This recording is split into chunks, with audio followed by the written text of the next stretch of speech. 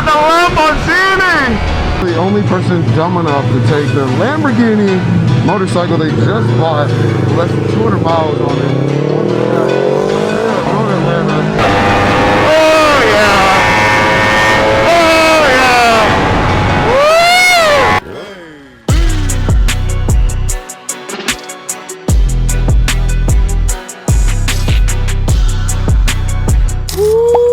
And we have made it, guys. You see the sign right there. Road Atlanta. What's up, guys? Your boy FastLaneD, and today we got one of my favorite days. It's track day.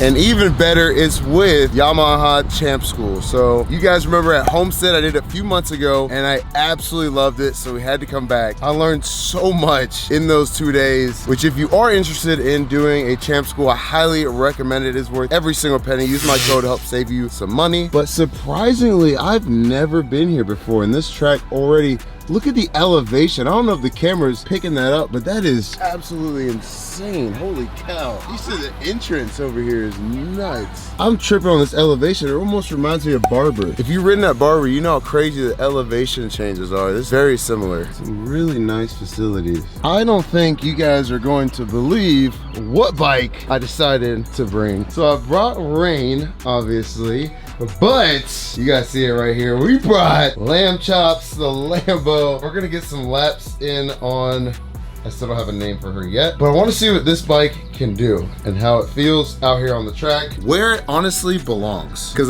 we like to actually ride our shit around here, in case you're new to the channel. Also, if you travel a ton and you do not have the pit bull system installed, you're doing yourself a disservice. It makes loading and unloading the bikes by yourself so much faster and easier. We're actually gonna ride the R1 on the first few laps, just cause they're still teching the Duck. We'll take it easy on Rain. These guys are getting a warm-up lap in and I'm not, which kind of sucks, but this looks like them. Yep, that's them. God, what the, bro? Alright, I'm just gonna chill.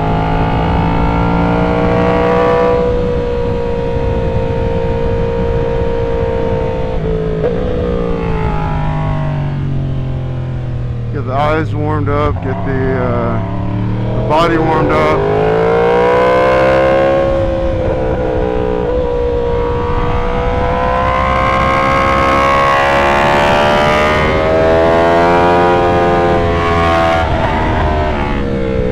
Woo! I gotta get used to this master cylinder on this bike. It's very aggressive.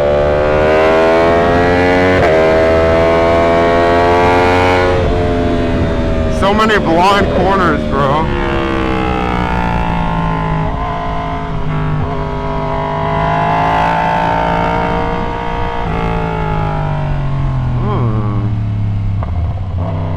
Once I have direction, then I can accelerate.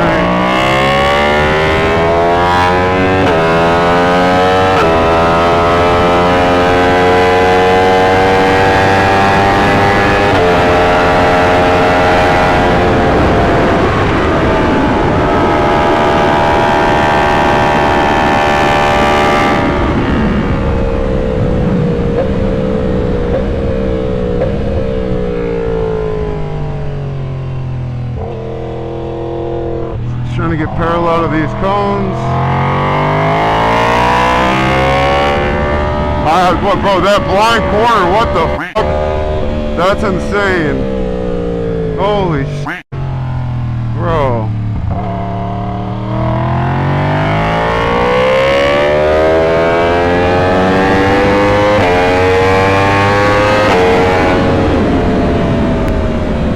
Blind corner. You can't see the apex at all.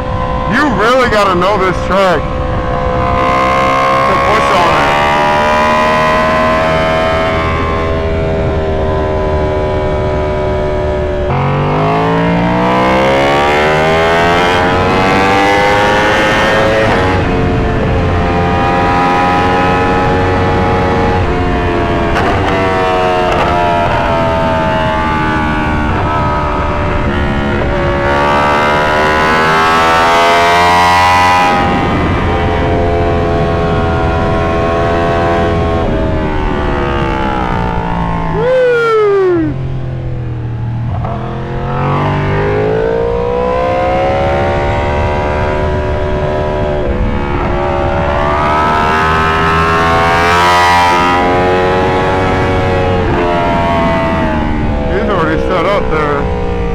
that's not really a turn, so.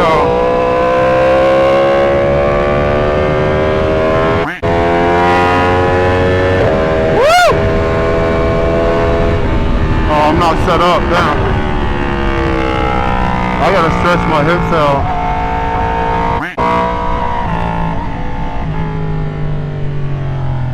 This corner right here.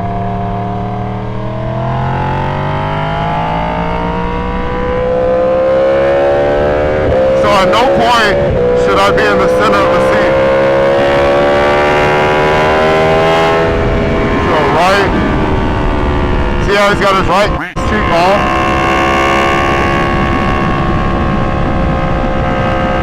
That's where we need to be. So right, and then he's gonna go left here. Okay, this back line I gotta get. So tip in here. And then get off the seat. See that cone up there? Have some direction. Damn, I wish I had the M right now. The suspension right there for that corner is worth it alone. Because I'm about to be really gentle on these forks. So what you want to do is you don't want to be a sudden hard braking and like the suspension fully compress. You want to compress it a little bit, so that first 5% of braking.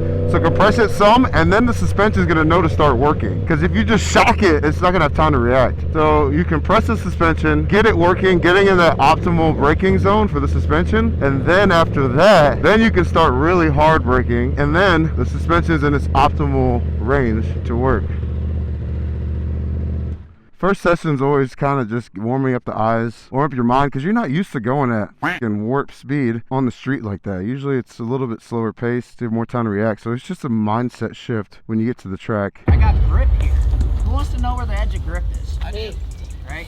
I think we all do. You know, we like to say that this tire has 100 available points of grip. So front tire is made up of brake pressure and lean angle. Straight up and down, I can have 100 points of brakes. As soon as I start steering down into the corner, I have to give away a point of brakes. Steer another point of lean angle in, give another point of brakes away. Called trail braking. It's how every motorcycle is designed. And go ahead and push that motorcycle and stop it up there for me, honey. How about there? Nice. How about there? How many points of brakes you picking up? 40. 40. 10 per finger. All 4 fingers, barely can do the math, but... No one good is using all 4 fingers, but Hunter's fine riding around his life, picking up 40 points, 40 points. So no problems as long as he doesn't lean over past 60, but as soon as he starts leaning past 60, he starts running into issues, falling down before he knows what's happening. So we have this saying of loading the tire before we work the tire. Thinking about transitioning, putting a little bit of load into the tires first, picking up 1, 2, 3 points of brakes, really starting to expand this contact patch out. This tire will be able to take that same load, but at that same lean angle, not be able to take an abrupt load. These tires will take truly tremendous load, so it's all about how we want to load the tire before we work the tire, being smooth with these initial inputs. And how smooth do you have to be? Yeah, that first little bit, can almost do it at a walking pace, like just kind of pushing our bike, turn that key on, right, walking just with the bike, kind of brake light comes on now, 1, 2, 2.3, 3, 4, 4, 4, 5, 5, 5, stopping 5, 5, 4, 3, 3, 2, 2, 1, 1, right? Really kind of at a walking pace, really just feeling that load kind of go forward and putting that grip into the tire. We'll start to learn that brakes are going to control 3 things. We know speed, but we needed to control our geometry and our contact patch. Who's heard do other braking in a straight line? It's being taught straight up and down, weights up into the tire, off the brakes before we tip in. Now we're asking this underloaded tire to steer down into the corner. So we want to continue to have brake pressure past tip-in to keep this loaded to the tire, keeping this contact patch expanded down into the road as we're riding. We don't know where this edge of grip is, but say if Hunter's shoulder brakes at 50 points, and I go 60, right? His shoulder brakes before I know it, but it's our initial inputs and our final inputs that we'll be able to get there. I'll be able to sneak up to 1, 2, 3, get there in a fashion that is quick but not abrupt. Get to 49. 40, feedback. You'll start to get this feedback from the tire, and you'll start living at these edges. You'll never want to jump over these edges because these things will truly take tremendous loads out here, right? But with that lean angle, they're not going to take abrupt loads. the more lean angle that's into it, the smoother our initial inputs have to be. Straight up and down, we can get away with some stuff, but the more lean angle into it, the smoother these initial inputs have to be. These things will truly take tremendous loads, but not abrupt loads. And you know, we're talking about at the limit. If we're in a corner where we want to give up brake pressures as we're adding lean angle, but if we're in a corner with 20 points of brakes and 20 points of lean, is there available brake pressure and lean angle? That's what's going to start changing in our riding. Is we're going to be able to pick up brakes anywhere in our ride. As long as we're smooth with that initial input, the more lean angle, the smoother you got to be. The thing will still take a load. Oh, I got to be even smoother with it there. You'll start learning where these edges are as long as we're sneaking up to them. And this is not a finite scale. What's going to change it is the surface that we're on. A rainy day, this may be 100 points of grip. Cold tire, this may be it. As it starts getting to warm up throughout the day, tire starts getting hotter and hotter, you may be able to achieve these lean angles, run off in the dirt, back towards these available grips. But there's still going to be 100 points of grip in the dirt. It's just smoother with these initial inputs. And it just takes a beat for that weight to transfer, and that's what first 5 and final 5 is for weight transfer. If I just grab, the verb I use, grab 15 points, fork dives, I can tuck the front. If I go 1%, I load the tire, then I can build up to 15, 20, just as quick. It's allowing time for weight to transfer. Trail braking is a scary term. It's a racetrack technique. It's an advanced technique that I will never be able to, no. If you can text and drive, you can trail off brakes as you steer into a corner. Yeah, it's no different than driving your car. Yeah, well, we never do, right? We never do that. We don't jump off the brakes in our car and then hope that we have it and flick and add steering wheel into the corner. We drag off the brakes until we're pointed into the corner, until we pull into that plaza or driveway or whatever it is. There's no difference with your motorcycle. Closer to a 1-to-1 ratio. We're adding a point of lean, we're giving a point of brake pressure away. What type of crashes do we normally see? Do we see more overloaded or underloaded crashes? It's that underloaded tire. The front end of the Moto America, the highest level of road racing in the States, you'll see these guys crashing on an overloaded tire. Things so loaded up, asking for more, things starts to fall out. But what we start seeing in our street riding or the track day, C group, A group, even the back half of Moto America is a lot of people building up all this brake pressure. Tires completely loaded, now they're working down into the corner. Before they steer into the corner, they give up on their brakes, asking this little tire to steer down into the corner with no load into it. The thing just wants to slide. So really trading brake pressure for cornering force down into the corner. You'll see a lot of these crashes on these underloaded tires, you know, and it happens faster than you know. It's just like kind of falls underneath you and you're like, man, what happened? We want to sneak up and get communication from the tire. You'll start, once the tires start getting warm, you'll start feeling the tires flex. At the limit, you'll start to feel the bars want to start turning in on you. A little bit of chatter in the front end, but that limit is super deep and far into the scale of things. So we'll see a lot of the crashes on this underloaded side, giving up on their brakes too soon, asking to use lean angle to fix the problem. We'll learn that brakes are going to control our speed, but they're going to help us do our most steering, and it's going to keep more load on the front tire. Front grip is made up of two things: brake pressure and lean angle. So as we're working down into the corner and we're wanting to change direction, we're solely focused on front grip. As I'm holding brake pressure, I'm starting to give away some lean angle. Start trading off some brake pressure, adding more lean angle, using this 1-to-1 scale for front grip. Front grip, made up of two things. What are they? If we're off the brakes, we're telling the bike, I no longer need front tire grip.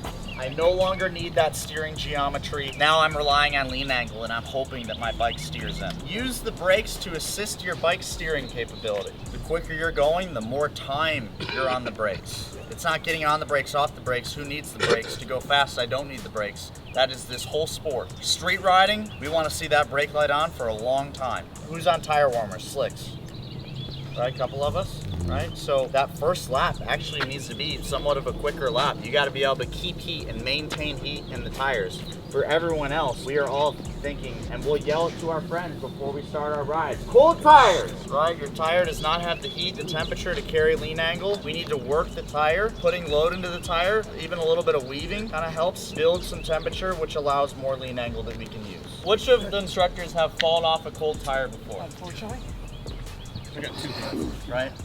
So we've done these things for you already. We crashed a motorcycle, we still find out new ways to crash. Cold tires is one of those. It's like, it's a little lack of focus, right? I should know better. I should know that tire doesn't have the temperature. You know, you go to a track day, red flag comes out, you'll sit on pit lane for 5-10 minutes. Tires cool off. People go right on track and tip over again because they're not thinking about that front tire Another temperature. red flag. Can't catch a break today, guys. It rained a little bit right as we were about to get back on track, and then got a little wet. Unfortunately, I don't know what's going on with our tent over here, but hopefully this dries up pretty quick. We got the Georgia sun peeking back out, so we can get back to ripping. Sheesh, she looks good when she's wet. Can't even lie. But we did just finish up lunch, and it's so cool to hear the type of people that are out here. Obviously, this is not a very cheap track day, so there's a lot of high-level people. So it's honestly a really good networking place to be. And it's just, everyone's here to learn and have fun. There's not a lot of ego, people trying to prove a point or anything like that. Everyone just wants to get better, which is even way more important. And honestly, the most important thing to keep you safe out here on the street. 'Cause a lot of people get out here and try to prove a point for nothing. We're not racing for money. We're not racing for a trophy. Yamaha, unfortunately, is not going to offer us a contract at the end of the day. So as long as we all leave here as better, safer riders and can help even our friends out on the street get better too, it's a win-win for everybody. So yeah, I'm going to join everyone back over here. You see all the rental bikes available, all the Yamahas, because they are sponsored by Yamaha. Anyways, let's get back to riding. All right, guys, after lunch session, I was gonna take the Lambo out, but as y'all just saw, it is raining out, unfortunately, and the ground's still kind of wet. We're doing some drills now. We got some stopping drills we're gonna do. Like I said, if the ground wasn't wet, I'd 100% take the Lambo out, but it's not worth the risk of riding in the rain on a track I don't really know. Everything happens for a reason though, so I never trip with stuff like this. Yeah, it's wet. Come on, Georgia. I didn't see any rain in the forecast when I checked a couple days ago. We'll take it easy. This paint is gonna be like ice, bro. This has honestly also helped me get better with stoppies, because stoppies are the complete opposite of this. Stoppies, you kind of stab the brake and then kind of trail brake. But the goal with this, like I was talking about at the end of the last session, is to compress the suspension, let it know that you're about to work it. Like, get it in its optimal zone. Hopefully I can find like a picture or something to throw up on the screen for you guys. We want to get it in that optimal working zone, and then you can start hard braking, if that makes sense. Bro, I don't want to lean at all.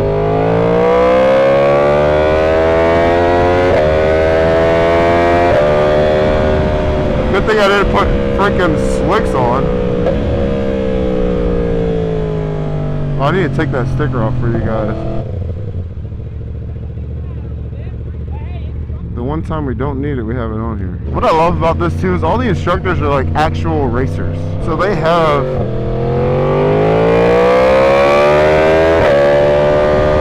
genuine race experience. So during this hard braking drill, the goal is to hard stop the bike. So come to a complete stop without the suspension having a huge rebound. So you don't want it to bounce when you come to that full stop. So you want to brake super hard and then trail brake enough to where when you come to that complete stop, the bike is just already parallel and there's not a lot of fork travel. This freaking hill right here, bro.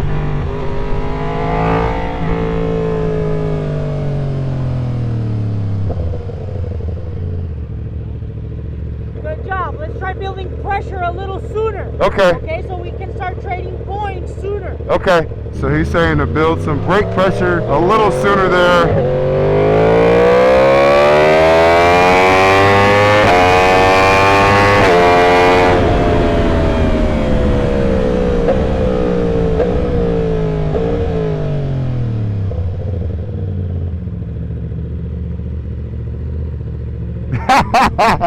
Alright, Tino said, hey, I got, okay. Alright. I thought it was pretty good. Thank you. I'd like to see build more brake pressure up in the middle. The 5%. Not the last 5%. Okay, got it. So if you're new to riding, like, don't be afraid to do something like this. Honestly, it's probably better to do sooner rather than later when you develop bad habits and you've done them over and over and over again. Before you get into those bad habits, get out here and get some formal training from these guys, man. I promise you, you will not regret spending the money.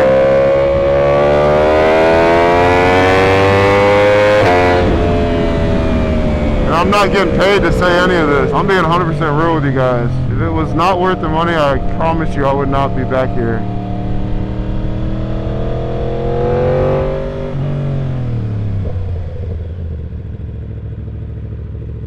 Ah! That's it though. Okay. That's that build. Yep, and then, yes sir. I didn't give myself enough distance there. I'm trying to accelerate.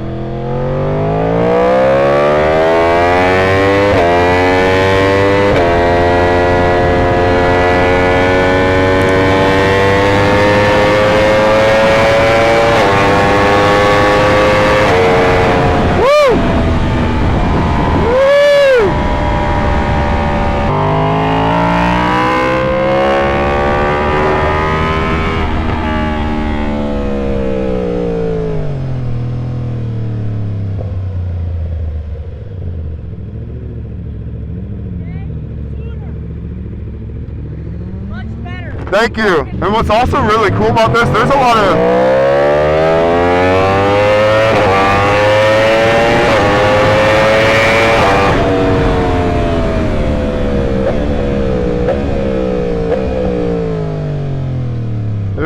of instructors that are here. I like the feedback this master cylinder gives you. This is an RCS 17. Usually I have the 19, but the feedback on this is good. So this is a little more grabby, as in it's more sensitive than the 19, which is what I have on all of my other bikes. This was a mistake. It's not what I ordered, but the feedback from it's actually really good. And the bike letting you know that it's working. Yeah, this paint is gonna be super wet right now. It might be a blessing in disguise that it's wet out right now.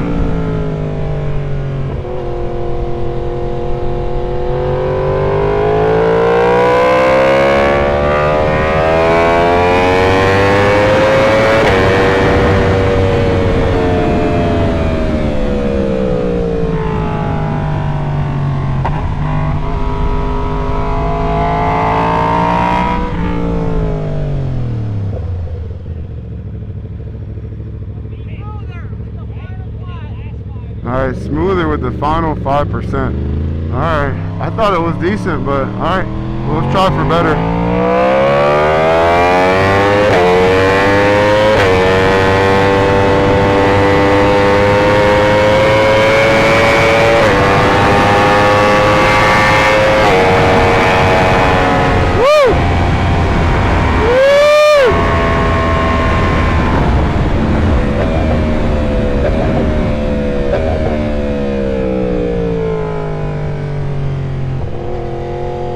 Oh, that was smooth, bro. That felt good.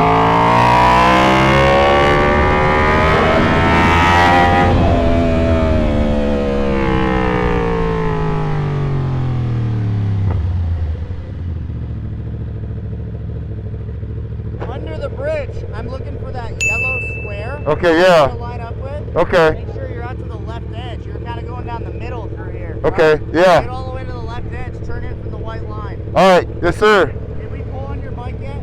No. No? You want me to try that? Yeah, we can, let's do it. Just stop me. Eyes up in the distance though. Okay. Right? So you feel that spring. Try to go a little more towards the groove of the lever. Don't Yep. get too far out this way. Okay. Yeah, try to get further in here. You got more feel than out to the edge. Okay. So smooth stop. Smooth stop. So. Good. Smooth stop. Stop. Stop. Now just slowly let me roll. Good. Eyes up. Just Okay. slowly ease off. Ease off the brake. Ease off the brake. Ease off the brake. Let me go faster. Let me go faster. Good. Now smooth stop.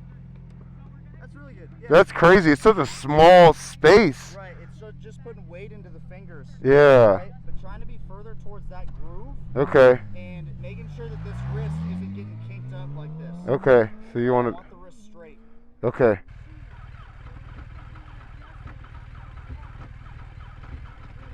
No way. Fucking Yamaha. I love y'all's bikes, but Jesus.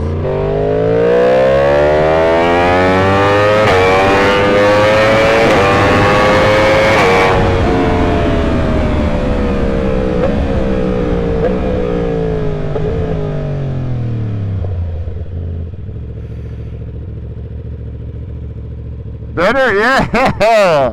Heck yeah! Alright, cool. There we go. You don't need to be on a track for this. You can go to a parking lot and practice this stuff, guys.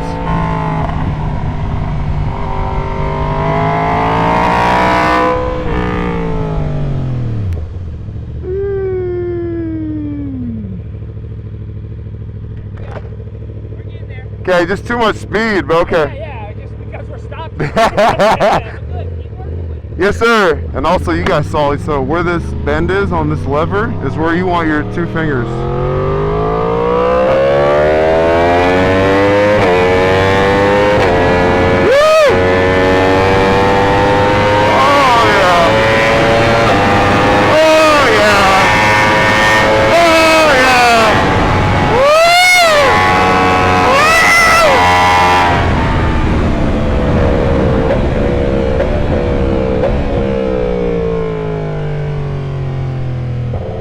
Wow, that's crazy how much more confidence feeling that is.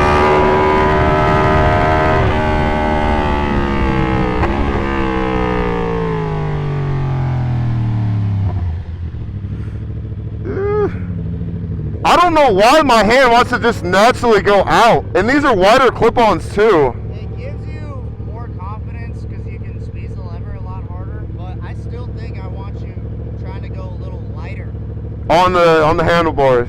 Okay. Or even with pressure. Okay. Like Oh, really? A lighter maximum pressure. Oh, it's gonna die. It's gonna die. The battery sucks. Try separating your. I know we have big hands. Yeah. But let's try separating a little bit from the donut. That Okay. way we have more adjustability with our hands. Okay. That makes sense. Yeah. Yeah.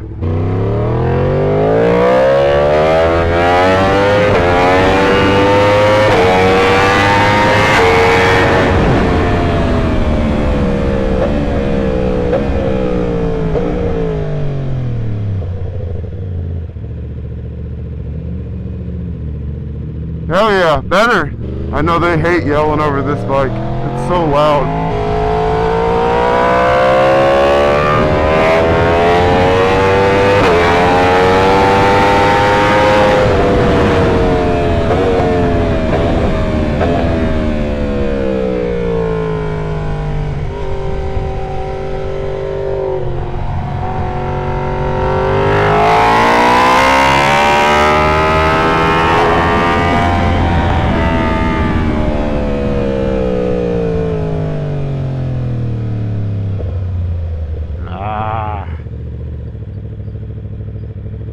So we're coming out of there and it's a right. Then Yeah. we're coming into another right. We're jumping to the middle. I need to be on the right. Yeah. Are we? That's it? Okay. Yeah, that's probably one of my favorite drills. That and the cone drill is also a lot of fun. All right, it looks dry enough to take the Lambo out, so next session we're gonna take the Lambo out for sure. So got Ryan Burke here on this MT-07. Let's walk through his plan. How's his tires? Hot or cold? But they're the best. Bridgestone.com. How's his gear? Good or bad? The best. DianEssay.com. Right. The duration is variable based on the corner, but every corner should have neutral throttle. Neutral or maintenance throttle, you hear it 2 different ways, so. If my speed stays the same, my bike's trajectory should stay the same. Until I add speed. You always need to be braking or accelerating. I agree that there's very little coasting that happens, but really you want to be either braking, neutral throttle, or accelerating. That's what we see the best riders in the world doing. I don't want to be coasting on the street, then I'm slowing with no brake light. Then I'm slowing without creating front tire grip. If we're riding the canyon, I hear so many people say, oh, but I have a big Ducati. I use my engine brake.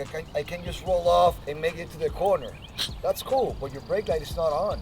So who's behind you doesn't know you're slowing down. Super important to be on the controller so you're signaling people that's behind you that you are slowing down for that corner so they don't ram you behind, right? If I was on an R1 and I build throttle, radius picks up quicker because the speed opens up quicker. Brianna on her lower horsepower machine will be able to get to a wider open throttle much sooner because the radius won't shoot out wide as quick, right? It's directly correlated to our speed. Add a little body position, inside toe, inside knee, inside elbow, forward bend on the outside elbow. Slow down. Right, takes his right hand, right foot off to show that he's just no gas, no brake. The rider's coasting, so the bike is slowly decelerating, so the radius slowly tightens. But Ryan, good or bad? Bad. No element of control, just kind of hoping that I guessed when to shut the throttle and hope that the timing of the radius tightening was correct, so. Yeah, so one of the scariest things you can do on a motorcycle is to shut the throttle like this and with no brakes on. And if you're not aware of what your right hand's doing when you close the throttle, I'd bet money that you're shutting it, then reaching up for the brake lever. So let's all participate. Put up your throttle hand. We're accelerating. Make the noise. Shut the throttle and go, I hope I make it. I hope that car doesn't turn in front of me. Did I scratch my helmet? There we go. Right? Because this is you on the back of the motorcycle.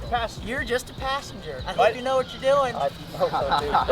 Don't go. So very scary thing to do on the bike. A bit of an amateur move, can I say, is to shut the throttle with no brakes on. And that's what we do there. Let me ask you this. We're in an emergency. Do you think we would have driving our car, we'd put our foot on the floorboard before going towards the brakes? Probably not, right? So anytime, if we're wanting to close the throttle, what is our brain telling us to do? Slow down, right? So let's add this number one component of slowing to our equation. Calm the brain. You're never using front brake and throttle at the same time. Whoa, there's one time. What is that, E? Doing smoky burnouts. Okay. Good. That is it. One time. If you come to a stop, and you can hear the throttle open, that's a hand position issue. That's a wrist issue. There's weight in the hand. We never want to intentionally have front brake and throttle open, and that's being taught in different states, which is insane. They're trying to teach riders to load both tires by using front brake and throttle at the same time. That is insane and killing our sport. So we saw him just coast and do it wrong. We'll see a good run. We'll see a clean run, final run here.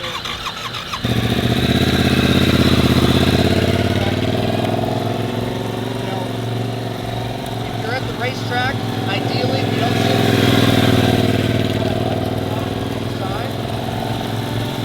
slow down. Pick up the brakes. The bike changes direction so quick, he's got to put his foot down. So if there's a corner that you roll off for, we can get through there faster and safer by going to the brakes, loading that front tire, changing direction in less time and less distance. That's all this sport is how can we change direction safer, faster. All right, guys, the time has finally come for the Lamborghini. I got the V4. See it right there. Woo! Badge gets me every time, baby. Oh yeah, 424. Let's get her on the track. Where she belongs, baby. I'm excited.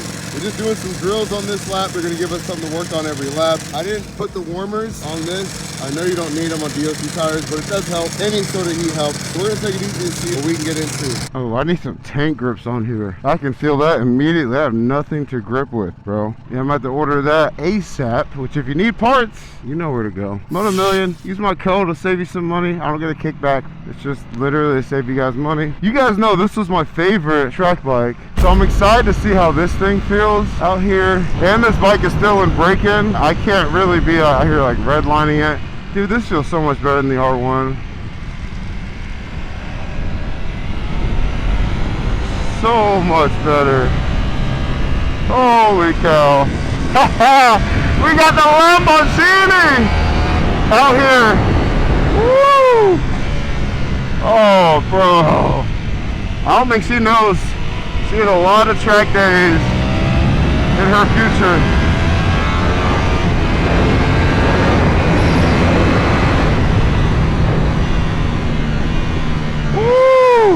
Oh, this thing feels solid though. Solid.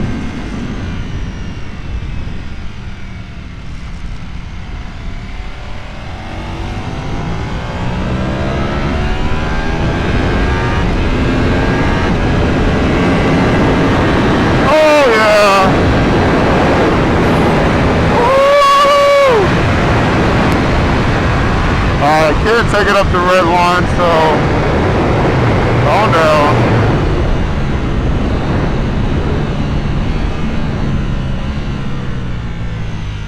Brakes so phenomenal. And this bike feels so much more stable than the SP2 did. Oh dude, what a dream. What a dream. Oh, brake, trail brake, oh. Cool. Damn, bro. Oh. I know, right? Alright, so they give you something to work on every single lap. So I don't have tank pads, unfortunately, but we're gonna work on this new tank design. Is so nice. You can really choke your legs. Oh, that's in the quick shifter work. What the f? That went straight to third. So in the classroom, they were telling us you want to focus on putting as much pressure on that outer knee as possible. So 60% outer knee, 40% pressure in the rear peg. I need to focus. I'm trying to vlog. Bro, this bike is so much faster.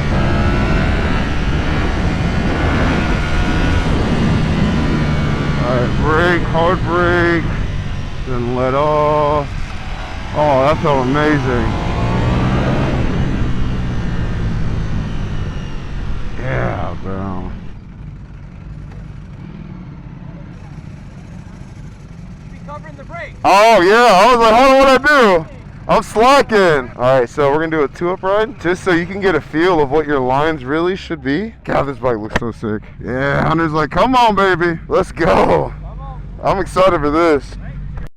You're pulling your brother on. That's a lot of man on that motorcycle right now. Oh man, I'm scared. I'm scared, bro. That evil smile.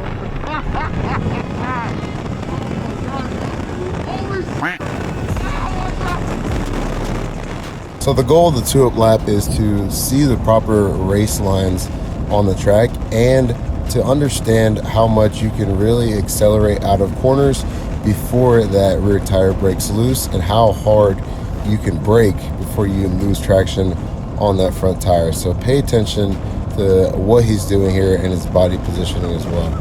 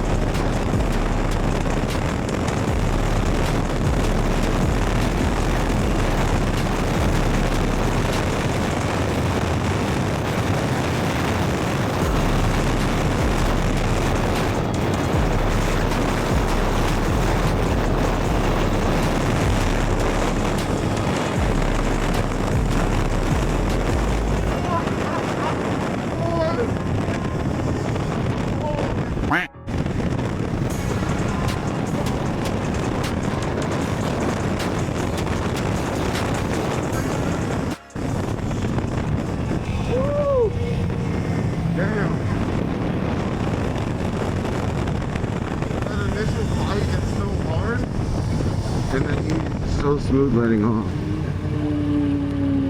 Holy shit. You have so much trust in those damn tires, dude. It blows my mind every time, bro. Dude, and the best part is, I rolled out, I had 0 rear brake. For real? You weren't using... Because it boiled, and I had none, so couldn't go over the hills because it was wheeling. Yeah, it was just weird. I figured, I was like, he's letting off for sure. I have to because I didn't have brakes. That's true. Damn. That's still crazy, bro. And you're not even going 100%. Down the back, because it's not comfortable for you, I go like quarter throttle. But then like turn 7, you gave it so much gas coming out before that. Loaded. Once it's loaded, dude, these things are so good nowadays. Yeah, they can handle it. They just go. Okay. But it's how you go to it. Yeah, you can't just Nothing be abrupt. Yeah, it's smooth. It was fast. Yeah. But it's loaded, and then once I know it's set. Yeah, you're good. That was good. I appreciate it, bro. Hell yeah. All right, let's take the Lambo back out real quick. Literally probably the only person dumb enough to take their Lamborghini motorcycle they just bought, less than 200 miles on it, on the track here at Road Atlanta. We got a beautiful day outside now. Hell yes, let's go. Cody's gonna show me around. Cody's an animal.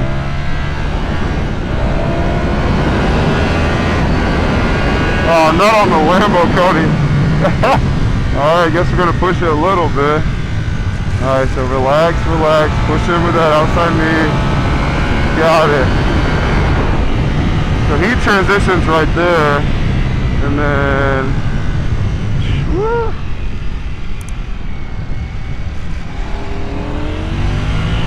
So he's tight here, tight here. Oh yeah, come on. So he's got his left cheek off already, ready to go. Ah, damn, he runs out wide on the rumble strips.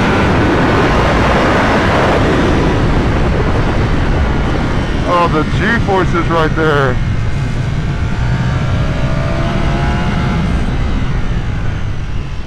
All right, be patient, be patient, be patient.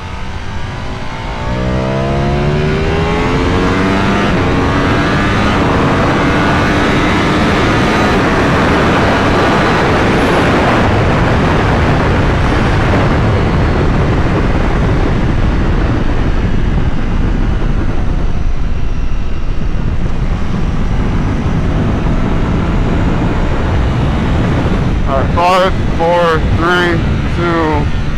Brake hard, trail brake off. So you almost got to give a little on that.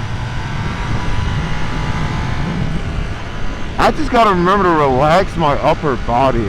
That's the big thing, because I'm so strong. Like, I'm not trying to glaze myself here. A lot of the time I can kind of manhandle the bike, so I got to relax my grip on the upper body and use my lower body, especially my knee. I need to get tank pads on this ASAP. I'm actually going to order some as soon as I get back to the trailer.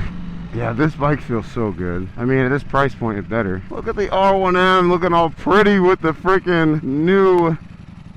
It's my first time using warmers. I'm excited. I know people say they don't need them on DOT tires, but I noticed at Homestead when I used warmers, it 100% helped. You got a little bit of a sandiness coming in, breaking that tire in properly. I'm just happy she's at the track. This is what this bike was built for. It's too gorgeous to not ride it and enjoy it. So to be honest with you guys, I honestly feel like I'm faster on the Duck, and I'm not even bringing it up to redline than I am on the R1M. This bike is just such a great track bike. You guys know I love Ducati as a track bike, and this is an absolute weapon out here, and that can be seen in also racing with MotoGP, Moto America, etc, etc. It's kind of weird. I don't know why. Someone might be able to comment down below and tell me why, but definitely excited to get this thing out, broken in, and really start pushing it to its full, maybe not full potential, but my full potential while I'm piloting it. But like I said, I was taking it easy, which is kind of crazy because I feel like I was pushing it on the R1, taking it easy on this, and I felt faster, but I still got plenty of room to go over here. But you always want to leave a little bit of an insurance policy just to be safe. I would show you the R1 right now, but obviously it's got the warmers on it. And the last lap we do is our timed lap and our sight lap. So they're gonna record us going around the track, give us feedback at the end of the day, feed us dinner. It's gonna be a good time. So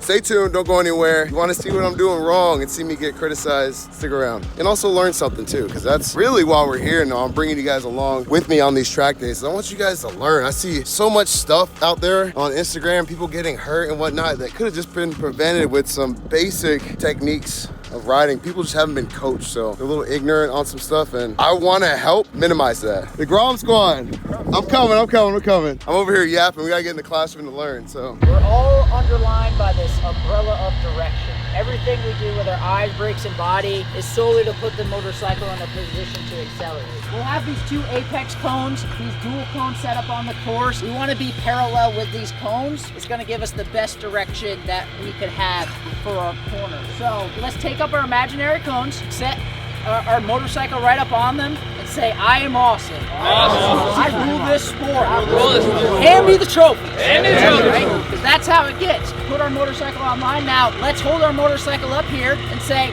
I'm okay. I have direction, but I'm wasting all this space. All right. A lot of us do street riding. If we're 12 feet or 10 feet off an apex, we're into oncoming traffic. That's motorcycle riding.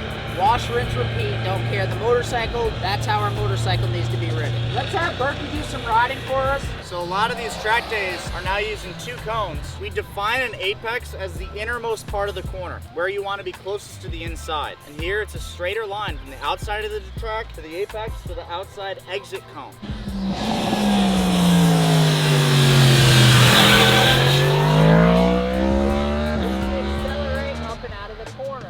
Rolls off straight towards the brake lever. Used all the racetrack on entry, got down towards the apex, was able to exit out towards the outside part of the corner. We'll have them get going down this way. You'll watch them. roll off straight to the brake. Down into the corner. He's gonna start using his eyes, scanning his eyes down in towards his corner, making these visual adjustments from how to make these adjustments from what he sees.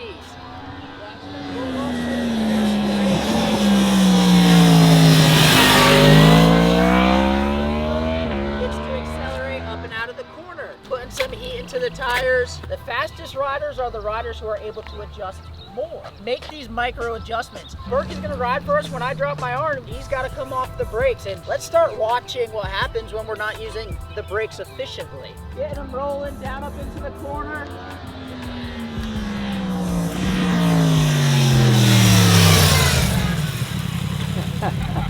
What happened to his radius? Kept steering, right? Never giving up on these brakes until we're achieving this result. You start running wide in the corner, don't give up on the brakes, stick with the brakes. What component was he late with? Throttle to start opening up his radius there. So when I drop my arm, get back to the gas. The secrets to the sport is not where we go to them, but where we're releasing them. And it's not who's to the throttles first, it's who's to wide open throttle. Who, when they go to pick up the accelerator, can continue to feed on the accelerator from there. Never had direction.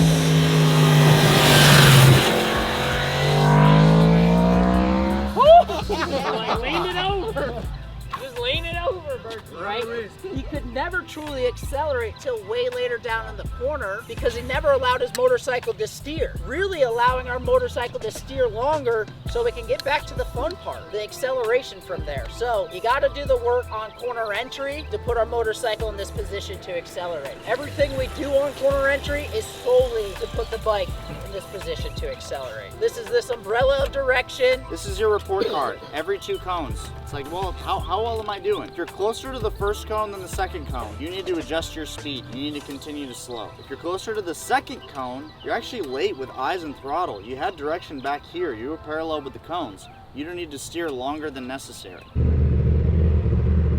you on flicks? Well, I was on warmers, but I'm good. All right, so we got a film lap. I'm gonna lock in on this lap. Thank you, I appreciate it. Thank y'all. He said great bike. I'm sure you guys can't hear it over rain. I don't want to turn it off because it didn't want to start earlier. But film lap, we'll watch this back in here in a second. See what we can improve on.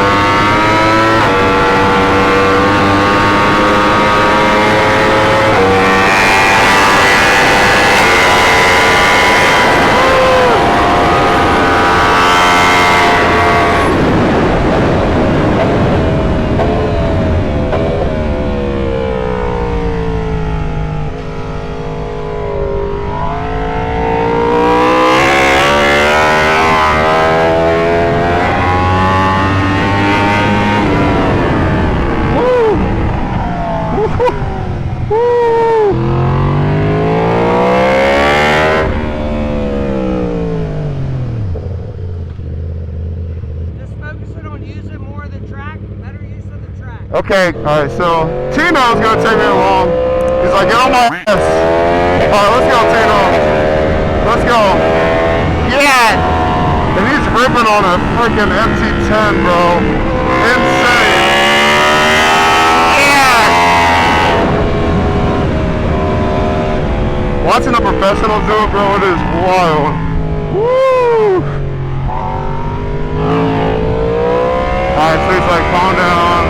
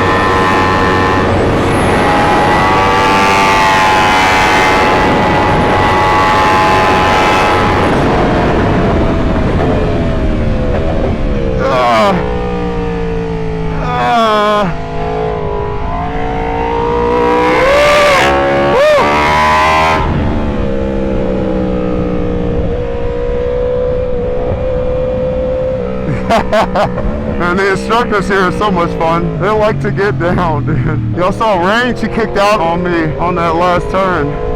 That was funny, I scared that girl doing a stoppie. I was gonna pull it up more, but I was like, I don't want to get in trouble. I don't know how strict Road Atlanta is here, but I'm all for the hooliganism. Bro, look how good the Lambo looks on tire warmers. Yo, it looks so good. So sick. Probably the only Lamborghini bike you're gonna see on warmers, bro. But yeah, Rain did good. Used most of that rear tire. Look at that. Yep. I knew we were. I didn't leave any room for an insurance policy, but last session, we're gonna go back, I think watch the film. Then we got some drills. I'll pull the Lambo back out for that. That's why it's on the warmers right now. And then that'll be it for the day. Woo! Good session though. Oh, we got my feedback coming. Be big all you want, but be careful, man. I was waiting for this one. Oh, God. Make sure you're recording. First of all, a lot more speed than what I saw at Homestead. Now we have to fix a few things. Where to go fast and where to go slow to maximize where we need to go fast. Nice little wheelie out of the start. The one thing that I think, if your bike is straight up and down, your knee should not be all like this. Okay. Brakes are good there. Body position, body movement, I think is good. The timing is good. I'm on apex, you're not. Yeah. You go your lean angle. You need to bring it back a little bit this way. Okay. So slow down. Accelerating too early. Yeah. Too early. Now you have to wait until you go around this. Yeah. From here, I'm gonna drive to. Yeah, I go to 100% throttle. Yeah. In this little straightaway. Okay. My bike's straight up and down. You cannot go to 100% throttle. No. Actually, you try to go 100% throttle, and I'm gonna show you what you do. 100% throttle. Look at my boy where he's at. Yeah, I'm way out there. Look at my boy, look at my boy, look at my boy. I forgot I did that. Yeah. Oh my gosh. I didn't realize I got that much air. Now you pretty much ruin the most important part, which is this entrance, so you can actually have a drive out of it. You mess up your drive now. Yeah. How early you are. Because you jumped that curve and threw you to the left. Yeah. Now you look how sharp of a corner you have there. Yeah, so I gotta slow way down. You gotta slow way down or lean it the way up. I'm with an empty 10 and you're not driving away from me. Yeah. I'm driving onto your butt. See that? Yeah. I think I do second because I'm just worried about it kicking out. Like I don't want to lose traction. So I'm always like second. Oh, you know, there's a pharmacy out there. You can go wear some tampons. You like tampons? Put them on. Very, very early into this corner. Really? Where would you recommend tipping in? Look. Oh, let me watch that. Let her on. Bring her back. Bring her back. Now I get to the line. Where you Oh are, yeah, right? I'm where. Yeah, Where you're you still are. out there. That's 180 miles an hour, buddy. Oh wow. You need to open that radius up. Look, I still running the line. Yeah. Now I start tipping. Damn. Again, where you start your turning, where I start my turning. Big deal. Yeah. Big deal. So I'm just tipping in too early on a lot of these You turns. never even go to the edge of the track. Look. You never even go to the edge of the track. Look. You're not at the edge of the track, which you should not be. You're not at the edge of the track. Okay. You're not at the edge of the track. You're never at the edge of the track. Now you tip in. Closest you get is like 5-6 feet. I think yeah, just a little cushion. But I need make- to but go make- out a but- little bit. Yeah, that's really what But it is. makes sense, dude. I bet it's scary if you're out there. I bet it's scary to go out there because look all the lean angle you have to put on. From here, I know I can drive it straight down. If you approach the side of the track like this, it's a sketch as fuck. That was you right there having to throw lean angle. Yeah. If you approach the edge of the track like this, more parallel, it's not sketchy. It's easy. That's me right here. Look, I go straight to the edge of the track. Okay. Yeah, look. And now I wait for this last corner. No, you watch the corner. Yeah. And then you can just. But dude, a lot more speed than what I saw at Homestead. So good job, bro. So overall Good improvement, job. we just gotta work on Big the lines and improvement. everything. Little bit the lines, little bit the ice. Yeah. Thank you guys. If we're not using our eyes well, if we're not using our brakes well, we're not necessarily going to be worried about body. We got to use our controls better than using body, so we got to make sure we're using our controls well before we truly start incorporating body. So What's the wrong way? Target fixating, look at the very close to the front tire, not looking up, not scanning back. If you're going into an apex and you target fixate on your apex, but you never reach out for your exit, you're most likely going to be late with the throttle. If you're riding with a group of guys, somebody crashes in front of you and you target fixate to that guy, you're most likely going to run him over. So the eyes are very active, they need to keep moving. The faster you go, the more they need to move. That's the number one priority in our riding. Eyes, brakes, and body. As pace increases, your eyes have to catch up. So you may go out here and do a 130 and your eyes are dialed in, you get things right, you go do a 128 and now your eyes are low and slow. Let's do this. Let's stand shoulder distance apart without moving our head or anything. Let's try putting all our weight in the left foot. Can't move your head. You start kind of shimmying your hips, jacking up your hips. Now let's kind of turn our foot to a 45 degree, put a little bit of bend into it, turn it to like 11. Now let's kind of put a little bend in that knee. You'll start to have this weight really transferred in towards... So you can move your head into that foot. Yeah. Now start putting your head towards this inside foot. You really start to feel that weight transfer down in towards this leg. That'll be our inside foot. You'll feel that weight really kind of driven there. Now let's take our right leg, put our hand up towards our knee, and let's pull towards the opposite way. There, you start to feel your core start tightening up, and those are the larger muscle groups we want to use. We're wanting to use our lower half, build a foundation just like a house. We want to make sure the foundation is set before we can ever start adding the upper body into it. We'll have Tino hop on this motorcycle for us. He's going to get a nice lower half. We're going to keep about a fist distance between us and the tank, just allowing us to really lock in that outer leg, open up this inner leg. If we're close towards the tank, we'll start shifting too much around the tank. We'll talk about having a cheek off. If we're up to the tank, we start rotating, but we want to keep this distance back. You'll see his outside leg really be locked in here. Knees turned at a 45 degree. You'll see his ankle towards the heel guard. His knee's not way out here. It's more turned in here. The knee's just a gauge. It's a feeler that we want to use. His foundation is set. His weight can completely come off the bars here. So now he can use his upper body however he wants. When we're looking down into the corner, we'll draw this invisible line up the motorcycle. We'll want to have all our weight off towards the inside of the motorcycle. When are we sitting center of the seat? When we're riding on track, we try to avoid the center of the seat, but even more, we try to avoid moving out of the center of the seat after we enter a brake zone. That will put you on the ground. That's why for the track, we'd rather be on one side or the other side. We got a right-hander in the last corner. We got a right-hander in the first corner. There's no reason to go back to the middle of the seat. We just stay on the right-hand side of the bike for track riding. What we're saying is we're never wanting to enter the brake zone in the center of the seat. You'll see this rider's tucked in for acceleration. We're gonna want that. You'll see his butt sat back. Before the corner comes up, his butt's already moved so that all he has to do is sit up on the brakes and now start using his upper body for his turning rate adjustment. Talk a little bit about counter steering. If we wanna go left, we push left. As we start wanting more lean angle into the equation, the weight has to come out of the bars. Under acceleration, there'll be some times where we'll be pushing and pulling through the S's. He'll be tucked in for acceleration. Weight's gonna be in his hands when he pops up towards the brakes. Really sits up on the brakes. He's gonna do this mini push up into this brake zone, keeping himself back, keeping this fist distance between him and the tank. So really locking in with that lower half, really thinking about not locking out the elbows, but doing a nice push up, being able to take this load into the hands. As he starts wanting to work down in towards the corner, he's gonna start thinking about his inside arm is gonna be more bent than the outside arm. He's gotta start taking weight out of this inside bar. So if he pushes the weight there, you watch the steering stem wanna deflect. It'll deflect the other way. That's how you initiate this lean angle in a hurry into the corner, but you gotta allow the steering stem to steer back down into the corner. Braking is also one of the most hectic things we do on a motorcycle. We're getting one of those steps out of the equation. Corner entry is the busiest and scariest part of the corner. If we can get stuff done early, mentally and physically, you have reserve to do the other things. The most risk we're carrying on a motorcycle as well, right? So my body's already on the left-hand side as soon as I can. If I'm coming from a right, I go all the way to the left and I sit here, I tuck with my butt on the left. I tuck in to reference everybody that I'm accelerating. As I go to the brakes, I get my shifting done.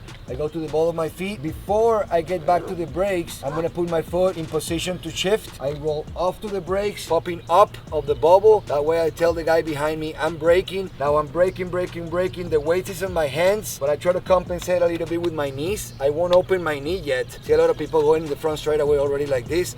No, my knees are actually helping. The harder I brake, the more force is gonna pull me forward. Bracing himself. Yeah, so I'm trying to lock into the bike. As I start tipping in, I put weight in this hand, I open up my inside knee, and now I create that triangle of light that is gonna be a reference. Lean angle is gonna make you drag your knee, not opening the knee like this. Lean angle is gonna get you there. The sooner I can get out of this counter steering, the faster I'm gonna get direction in the bike. The more I move my head off of the center, the more weight I'm gonna put on my inside foot. We call it the inside axis of the gyro. The more I move my head off of the center, the more weight goes into this knee. That's how I'm gonna really get the turning, not by pulling and pushing on the hands at that point. Everything we do on a motorcycle, we are very careful with the first and the last 5%. Just how we go to the brakes, just how we roll back into the throttle. Same thing with my body. I'm not gonna be jacking and jumping my body around. I'm gonna be very smooth to get out. I can move quite quick in the middle, and then I'm gonna land softly off the footrest real quick with my upper body, just by. Right. So upper body is going to have more effect. Here. Us street riders, the cops aren't going to like it if we're hanging off like this full GP star, but we encourage you to use it when the gravel comes out. You have this in reserve, but let's take our hands. Let's do this. Let's think about bending our inside arm and rotating our fingers towards the outside, leaving our outside arm straight. Boom. Out towards the next corner, rotate out towards the next corner. This is, as the kids would call it, a dab or whatever. The weight has to start coming out of this inside arm. The inside arm's always going to be more bent than the outside. You can see the upper body has more effect, but truly our controls are going to do most of the steering for us. So eyes, brakes, and body. We've seen world champions. We've never seen a good rider that is not using the eyes and the brakes properly. So don't get too caught up with this body position. It's a lot about styles, ergonomics. Many things comes into play. Eyes and brakes will get you very close to fast and good riding. The body is the icing of the cake to compensate for a few things, but work on the eyes and on the brakes. All right, so last session of the day is the cone drill. I'll explain that in just a sec once we get this off the stands. We got 128 miles. It's kind of crazy. All right, so cone drill. Whoop. Oh, knocked that cone over. Ooh, ooh, ooh, ooh. There you go. All right, so we have to go towards the pointy end of the cone. This is simulating, you see an object on the road that you have to avoid. It could be an animal, it could be a car over the double yellow. I mean, pretty much anything's game on the street, to be honest with you. But here's the catch. The coaches are on the track constantly moving the cones around, so no 2 laps are the same. So it keeps you on your toes and keeps your eyes moving, and your reaction time has to be good. Woo! Bro, this bike feels amazing.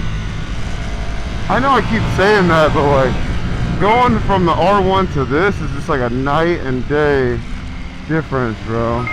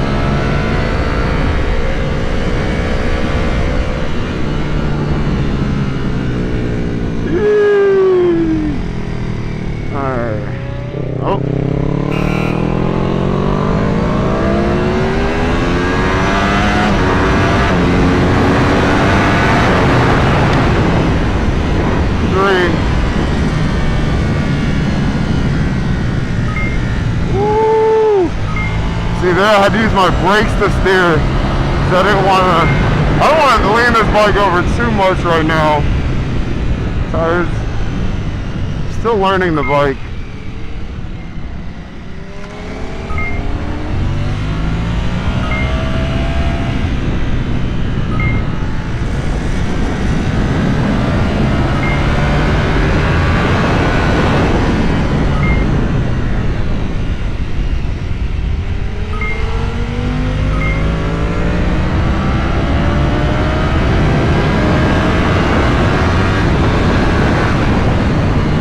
Trying to give this guy some space. I might have to slow down a little bit.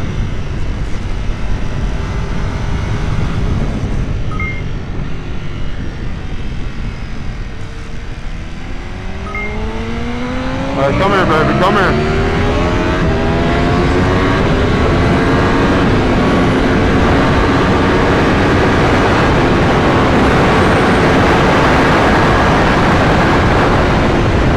Oh, he's lucky I can't rev this bike out. Otherwise, I'd be on his ass.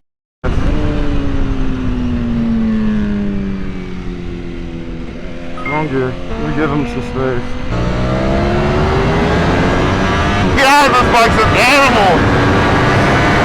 Holy cow, that is wild.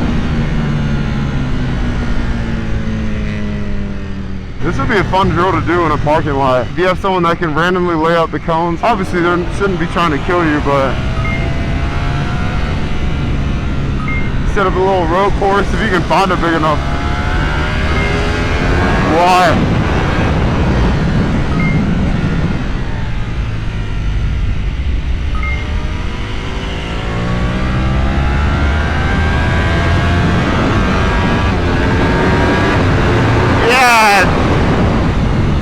Can you imagine this bike tuned?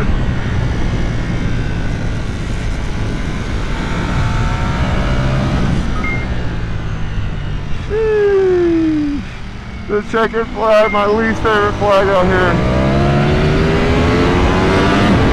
Yes! Whoa!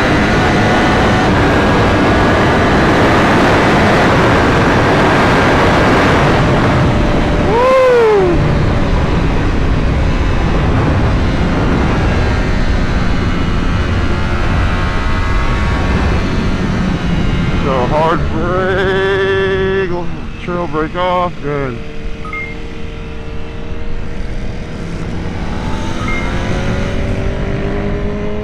I really like this bike, bro. Successful day. I always say the most important part is that we do not crash. Bikes are still shiny and we learned something. Lamborghini. Yeah. The only way to properly break this bike in, once again, I left a little bit of an insurance policy because, like I said, I was still learning this bike, but tire is sanding up nice. You can see on both sides, very, very, very well. Obviously, I'm way more comfortable on rain. This is the bike I've had the longest, like 4 or 5 years now. And you can see we were getting there all the way over for the most part. So tires looking very good on both sides. Tire wear is beautiful. As always, most important part is to get both these bikes home safely without any crashes. Still sunny side up. I dare y'all to try and find me another Lamborghini owner that is taking their bike to the track within the first 100 miles or 150 miles. I think I have 128 on there. Here, I can get the official number for you guys. 424, my baby. You see it right there, 136 miles to finish out the day today. This bike feels so good. Like I said, once we get it broken in, get some mods done, exhaust tuned, stacks, all that good stuff, she's going to be an absolute animal. I cannot wait. And I honestly cannot wait to change the color. This color is cool. Like I said, I have something a little bit spicier, a little bit more of that FastLaneD Lamborghini touch that we're missing. We got day 2 out here, and we're gonna start off on the R1M because warmers are already on here. Sorry, the generator's super loud. You'll notice I'm gonna be a lot quicker on day 2. Obviously, we know the track. You guys seen the lectures on entry, exit style corners, etc., etc. So what I'm gonna be working on with this session is just trying to get my lines a little bit better and being patient on the brakes and into the corner so that I can have a good drive out of the corner. I'm also going to work on dropping down in the first on some of those corners so that I can have a better drive, because I do think that is slowing me down, especially with my drive and acceleration out. So we're going to try that, just being more patient. Oh, other thing too is using the track more. Lance always told me this too, is I paid for the whole track day, so use the whole track while you're out there. So getting to the edge and not just like intentionally like steering out there, but using my brakes. So the more I brake, the sharper the bikes are, it's gonna wanna dive, and the more I accelerate, the more it's gonna push me out. So if I come out of a corner and I'm in the middle of the track, that just means I can accelerate harder, or if I feel like I'm losing traction, that means I can accelerate a little bit earlier in the turn. So that's what I'm really gonna try and focus on starting out, because you need to have a goal every single time. If you try and do everything at once, you're not gonna get anything done. So focusing on like 1 or 2 things maybe, I think is the best way to approach it. And then as you get things down, then you can move on to the next.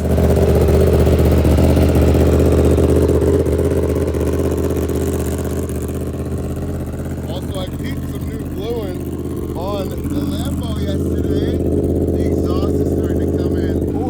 that exhaust very, very, very soon. Definitely not a bad track setup though. Here we go.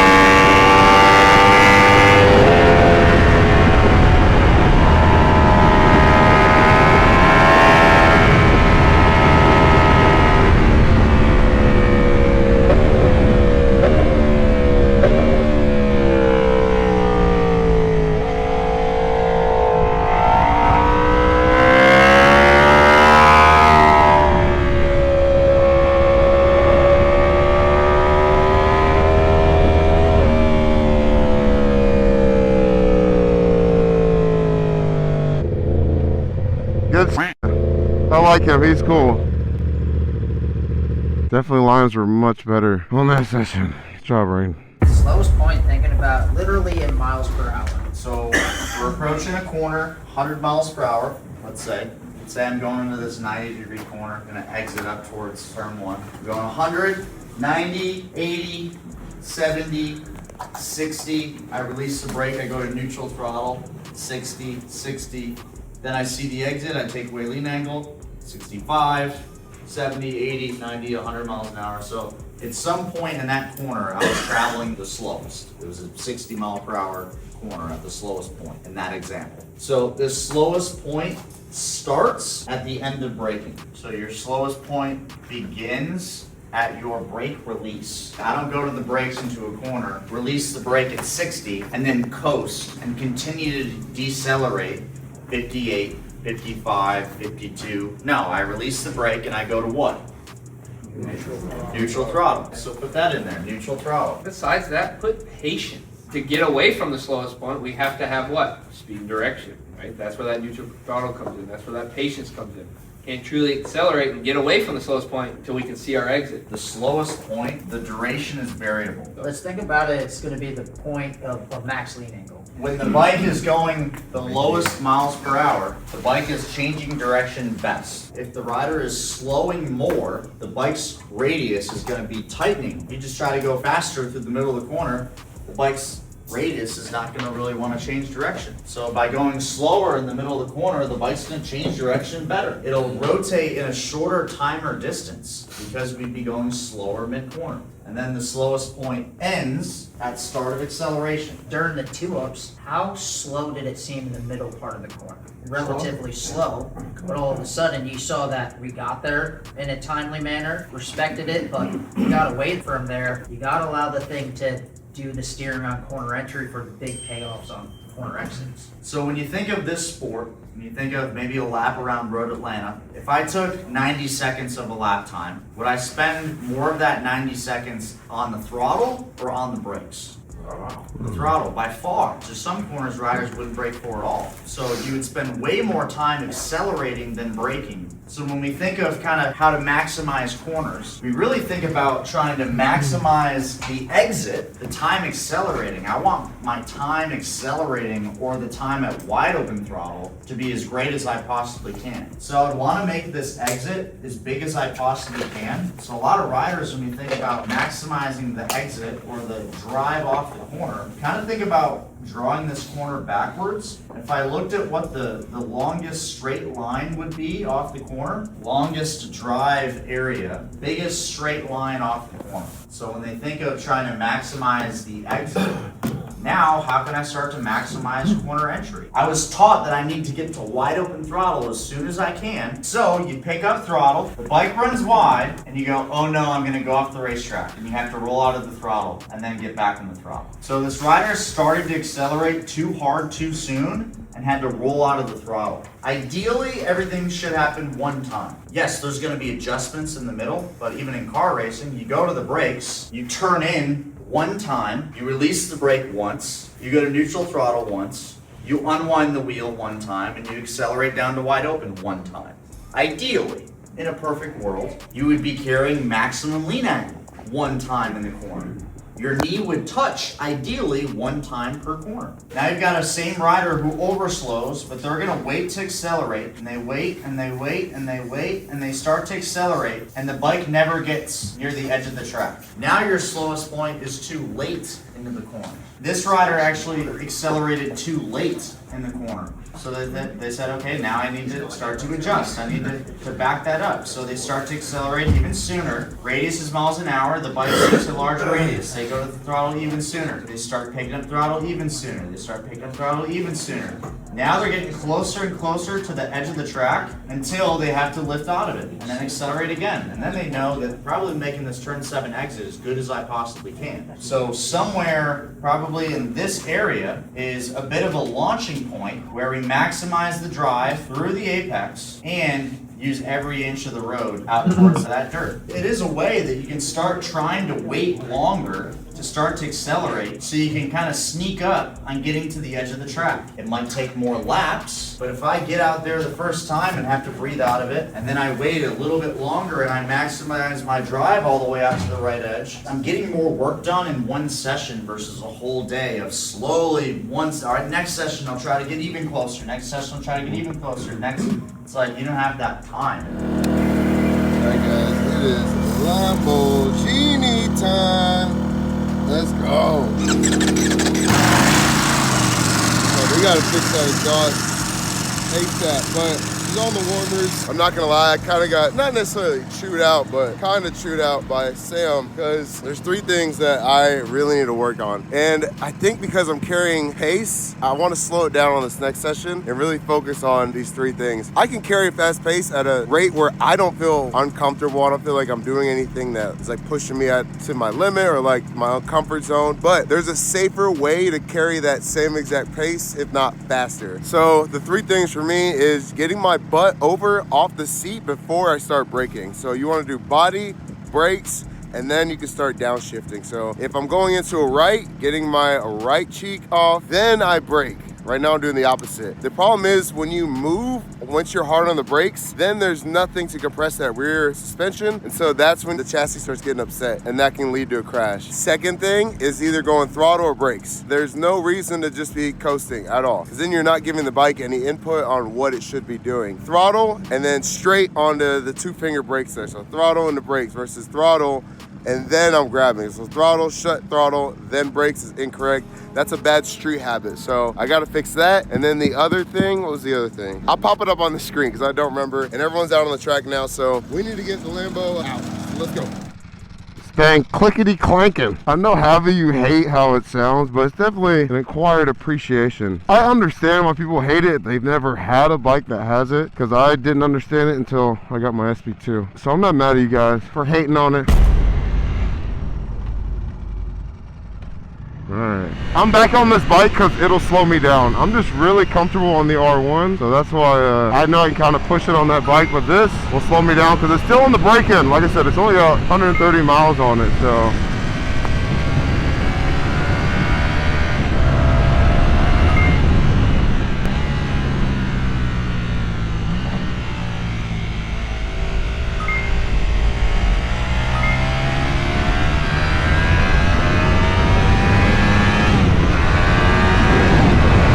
That's so weird the quick shifter's not working there.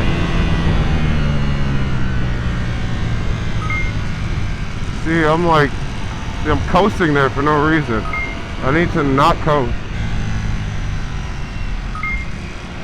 Yeah, I need to go wider on that. What the heck?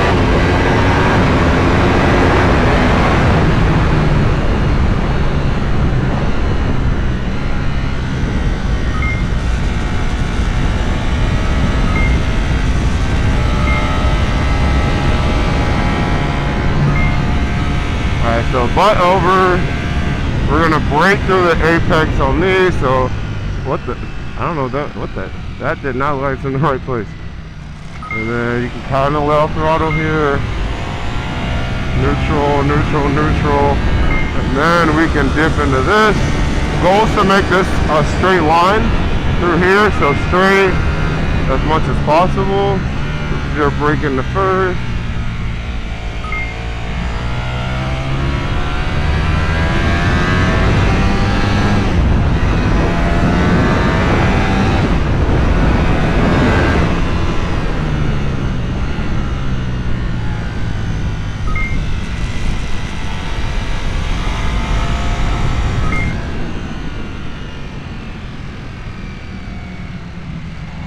So either throttle or braking. That felt way better actually.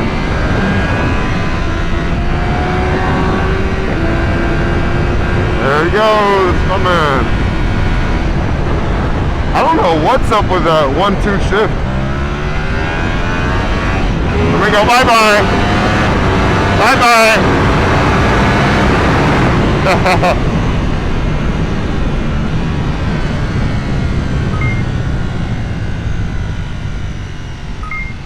Woo!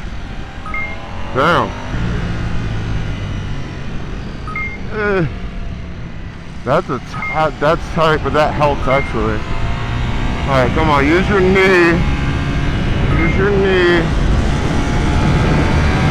Straight line.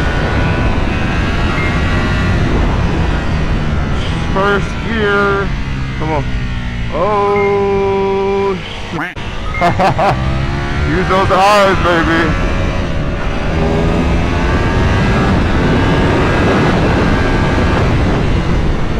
Woo! G-forces right there. Now we let off the brake.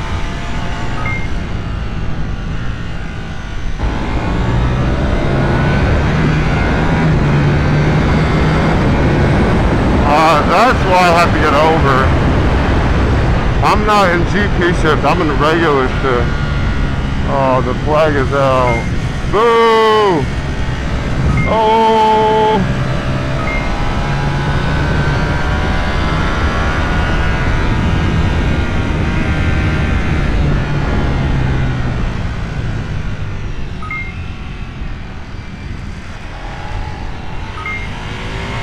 Come on. Come on, Lamborghini! Come on. I'm gonna be more patient on that. That's good. I get it now. I'm gonna stay in second. Good. Push, push, push, push. Yes! Yes! That was it. Alright, hard on the brake. Let off, let off, let off. Come on. Good. Trail brake. Now go onto the throttle. Push it wide. And then we come in, tip in here. Good. Oh. Ah. That corner's tricky. Dang it. There we go. Why is that quick shift not working?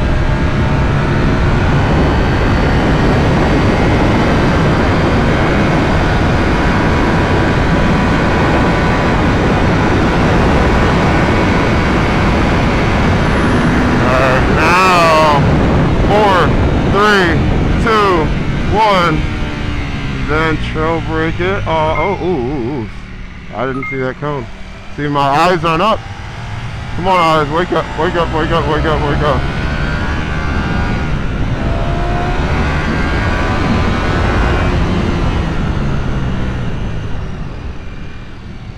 Alright, I'm getting comfortable on this bike. This is the best way to really learn a bike in my opinion. Get it to the track where you can actually push it. Like, I know you guys, a lot of you guys think you're pushing it on the street, but I promise you, once you get on the track and you actually push and carry like a race-ish pace, you'll realize on the street, you just can't. There's too many other variables that you're worried about. Cars, animals, debris, oil, whatever it is. All that goes out the window here. which is really nice. An exit style corner, your SP or your slowest point is early in relation to the apex, or it's before the apex. So all those definitions that you wrote down, max lean angle, direction change, start of acceleration, would be before the apex. So this also defines what control you are at the apex. You would actually be accelerating through your apex cones. What lasts longer, the green or the red? Green. So, hey, I spend more time accelerating. That is an exit style corner. I want to prioritize and maximize the time accelerated. Yeah, duration or time on the throttle is greater than the time spent braking. An entry style corner or an entry style apex. Now your slowest point or your brake release is actually late to the apex. You would be using the brakes. Which control are you using? You're using the brakes, braking to or past the apex. Exit style corner, turn 12, turn 7, these corners where you should be so sure that your bike is pointed that the apex becomes cones that you just pass by. Not something that you should be fighting to try to still get to. You should have direction much earlier. You should be very calm on corner entry. Be patient in the middle and attack corner exit versus an entry style corner, which is a lot more rare, which usually there's only a few corners like this on a racetrack. You actually want to kind of attack the entry and carry speed into the corner. We try to sway towards one or the other. If there was a corner and I was gonna think, should I take this corner entry or exit? What's usually a better way to do this? Exit style, right? Prioritize the exit, prioritize the time and speed. Think about maybe overslowing a little bit where your slowest point's early to focus on the drive. In a balanced style corner, your slowest point's variable. Then we can kind of think quickly as a riding personality. And best believe most of us street riders in here, we're gonna be that exit style rider. We're not gonna try to just send it off into a corner we don't know. We're gonna make sure we slow, being patient in the middle until we can see that lane opening up. For street riding, exit style is the only way to really ride on the street. You go in racing, you gotta be the last to the brakes. That was me. I went to the DMV, I got a license plate that was L8BKR, late breaker. Just so everybody knew? So everybody Late knew breaker that license no one was gonna pass me on the brakes. And it was sail the thing off in every corner, barely gets the plate's thing. all dinged up. Yeah, there was weekends I'd fall down 3 times in a day, really just trying to go fast in the wrong part of the corner. So This rider that believes that they need to go fast into every corner, like unfortunately they usually crash themselves out of the sport. They run off the road on the street, they keep crashing at track days, they get hurt, they can't afford to rebuild the bike. Really what we want to be is this balanced type rider that can take a little bit of a blend of both approaches, where they'll get it slowed super early and they'll have these amazing drives. And then in those couple corners where the track kind of demands a little bit of intensity on corner entry, they will be that entry style rider that kind of rushes into 2. Ooh, it's hot as shit. This is our sight lap, quote unquote. All right, Dylan. Yes, sir. Got Hunter ready for you? Yes, sir. Go smoke his ass. Bring back your tampons now. Yeah, I'm a turtle. All right.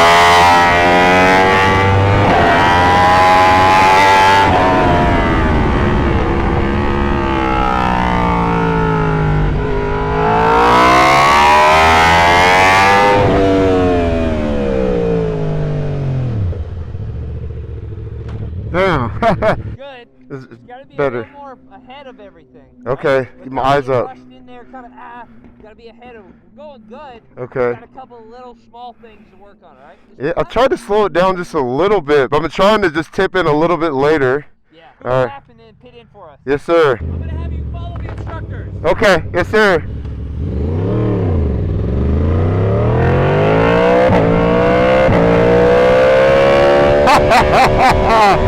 Oh, I love it. Let's go.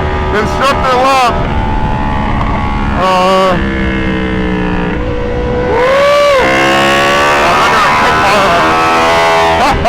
They're about to cook my bro. Yeah. Woo. Look at those boys go. Yeah, they're gone. They're gone. On stock MT10s. That's why they're instructors. Holy shit. Woo!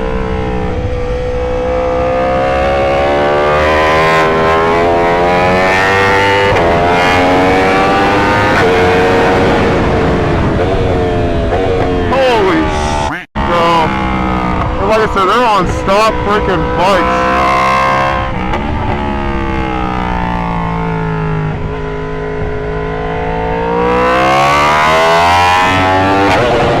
Oh man.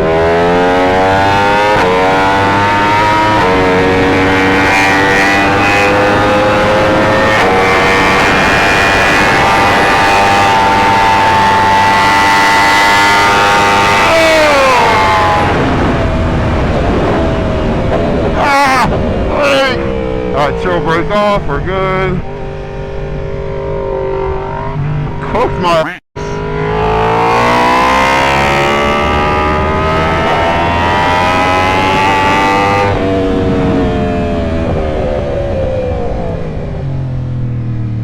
holy shit, man. Those guys are unfreaking real. Keep getting cooked, man. Is that Lance? Good to see you. The king is here, man. R1? What kind of wheelie's that? Hey, wheelie controls on, man. Put it down. Life hasn't even started. Yeah, I'm about to say. Right, getting our feet set.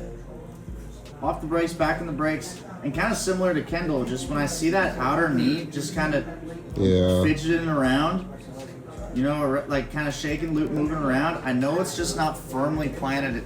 And this is the corner. These are these longer radius corners that outside knee just needs to be yanked into the tank. Yeah,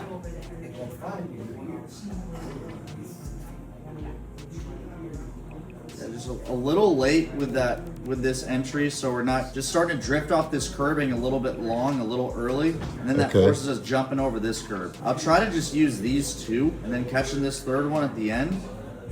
So you do catch the... Yeah, and I think I'd want you fully committing the body for each one of these. Moving back across right, upper body as well. Here, just kind of breathing it like that. Now he's got direction before the apex. This bike can accelerate before the curving. Driving through it, little head drop too. It's pretty good through there. I think you actually have to squeeze the brake lever harder here.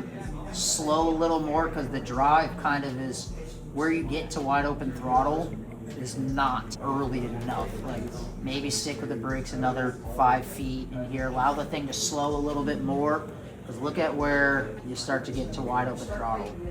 Yeah, like way out there. Way out there. Yeah. And I think similar to Kendall, like I think this is too much butt off. It's almost a cheek and a half. Yeah, that's what we're telling you. The bigger, the taller the riders, we got to get even less butt off so we can get more upper body. You see this like little ripple in the leathers from being a little twisted when it forces the head high.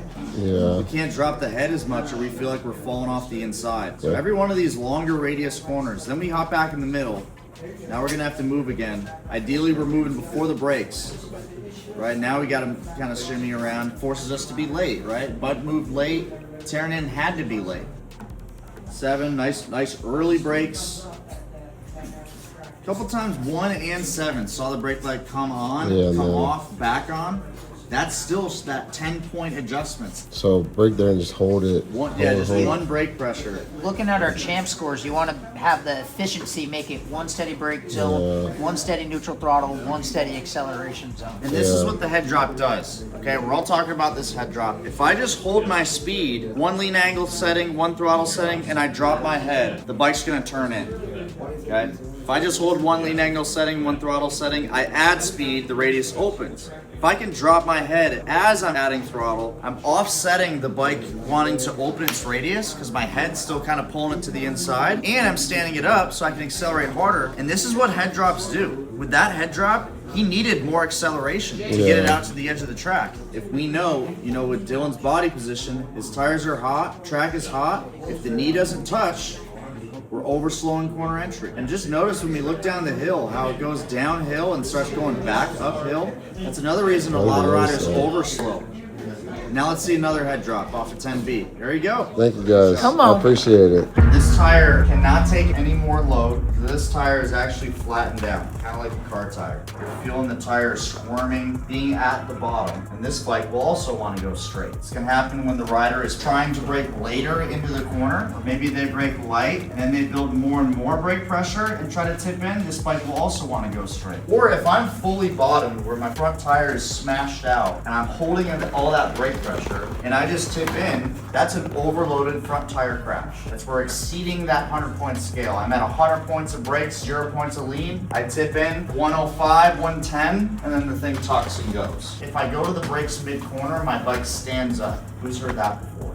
Usually on a heavier, longer wheelbase bike. If I grab the brakes at lean angle, I'd be lucky that I don't overload the front tire and crash. But this is where this happens. If I grab the brakes abruptly, that fork dives, the bike stands up. In a straight line, you can actually have the fork bottomed like this. But right before tipping, I'm trailing off brakes, and what I'm looking for is this 80 to 100 millimeters range where the front fork is compressed and the contact patch is built up, but I've still got this little bit of a rounded part of the tire. So straight up and down, I could have the fork bottoms, but if I'm gonna start tipping in, I'm gonna trail off brakes going from this fork to this one, putting the rounded edge back into the tire, then I can steer in on that tire. Compress the fork, building the contact patch, and trying to keep the contact patch loaded as we're steering in. This 80, 100 mil range, that's what we felt on our 2-ups, past tipping. When you heard this myth that, well, you can't use front brake in a corner because it stands up and wants to run wide. You can't use the front brake abruptly in the corner because it blows through the stroke, flattens out the front tire, and in fact, wants to run wide. And then we can get into the whole suspension rabbit hole. You got these springs in the front end. You can change the stiffness of the entire spring rate. You can adjust preload, which fine-tunes the stiffness. You can adjust the damping, which can change the speed of how quick the front compresses or how quickly it rebounds, or how slowly it compresses, how slowly it rebounds. You can change the amount of oil level in the fork, which can change how much of the spring can compress as well. So all these things are changing that contact patch. High-end suspension is not better. It's better because it's more adjustable. But if you don't have the ability to accurately adjust it, it's a complete waste of money. What changes this fork position or this contact patch form? How the rider uses the brakes, or a couple clicks of rebound compression, or a couple turns of preload? The rider dramatically farther. Oh, we'll put you on the bike, and what's the rider's weight and height, and then I'll get, okay, there's a little bit to the rider's weight to the rear shock. That's why, like on a 2-up, when we put a passenger and we accelerate and we put load into the rear, you're feeling the rear shock bottom out. But with the front end, you could take Stefano, 140 pounds, and take a 300-pound rider, and I bet you that Stefano's gonna need a stiffer spring rate up front than that 300-pound rider. Pace, Stefano's putting way more load into the motorcycle than a 300-pound guy going slow. Weight is just a component of force. You're ever having to hold throttle, hold lean angle, or even worse, add lean angle or get off the throttle on corner exit? You had poor direction. Your bike was not pointed yet.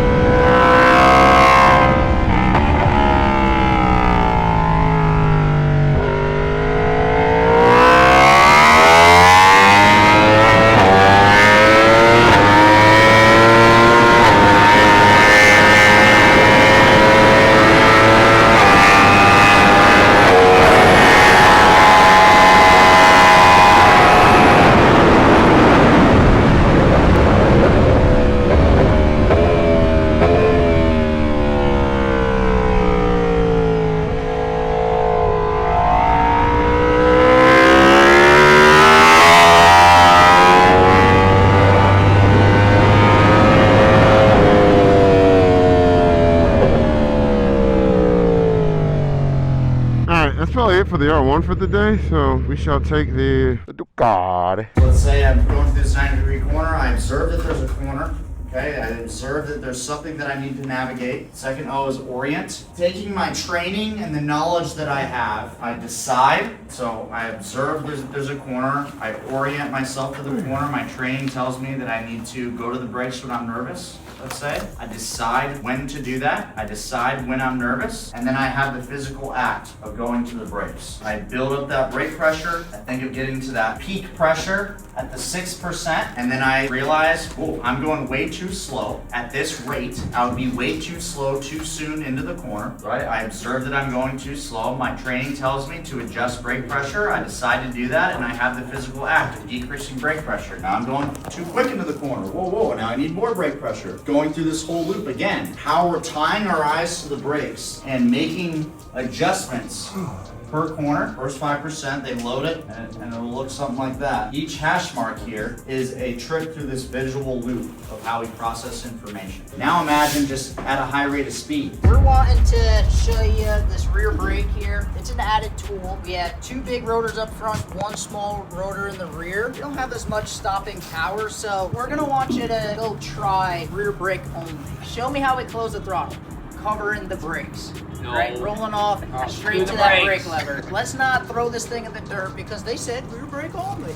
No, if you need some front brakes, let's pick up a little bit of front brakes. So we don't have the same amount of stopping power. What do we need more of with just rear? Time, right? You'll see these GP guys, they have this one little clutch lever. This lever is a rear brake. This is the only brake that we can overlap with the throttle. It's on the same drivetrain, so you can overlap it. There's an added bonus tool to it. So we're gonna have Berkey push on this rear seat and watch this disc and caliper rotate around here. So on every third pump, I'm gonna pick up some rear brake and watch what happens. Watch this seat, right? So 1, 2,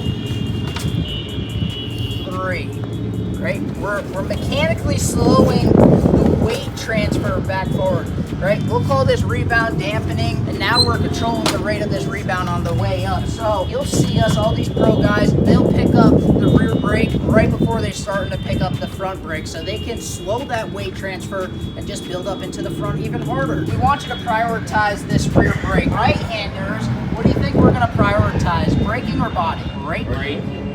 Right? Highest brakes, then body. So we're gonna prioritize the braking first. Do all the slowing, slow, get happy, then get set up and incorporate the body from there. This is gonna be a lap or 2 of rear brake only. So when the weight's heavy up front, you gotta get out of the rear. Once the weight starts coming back down, then you can start picking up the rear brake. So be a mentor for your friends. To start to realize what works and what doesn't work. 2, you'll be able to show the reasons why. And 3 is sheerly for our enjoyment. All right, final lap, guys. Kind of sad. This 2-day school always goes by so fast, but we're gonna pull the warmers out. We'll do the last lap on the lap. Wow, what the last lap on the Lamb. Sad it's over already. I wanted to get some more hot laps on the Duck. When you break in a bike, biggest thing is heat cycles. I mean, for the most part, it's broken in. I just got to get it up to 600 miles. But anyways, they're going to give us a challenge for every lap. Day 2, end of the day in this Georgia heat. So we're just going to have some fun on this last lap. Like I said, just really focus on breaking the Duck in. All right, once you get going, no left handlebar. Yes, sir. Okay. All right, so no left handlebar. Oh wow, you really have to use your leg when you do no left handlebar. That's kind of crazy. Yeah, you really have to use your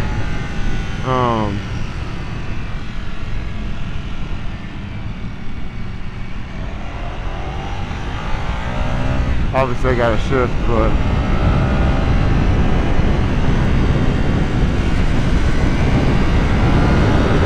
damn. Yeah, that's wild. Can you imagine a race final lap, no left handlebar? Oh, that's kind of crazy. I'll let him go.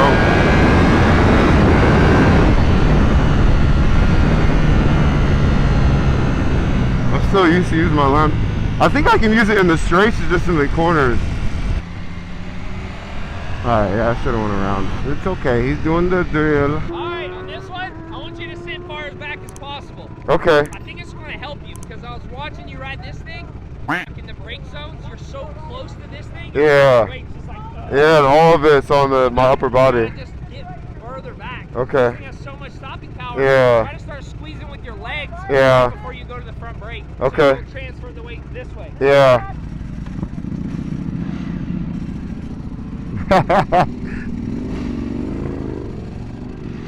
There we go. All right, I'm gonna scoot back. So he's waiting on me to two-finger my brake.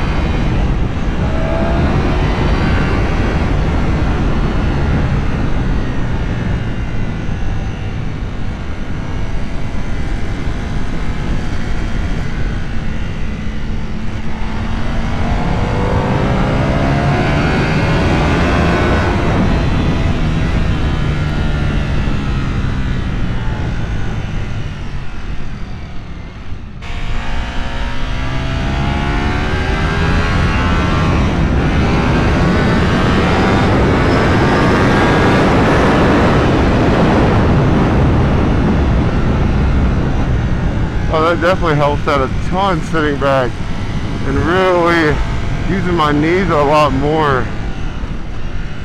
That makes sense. And then we use the throttle here to turn the bike.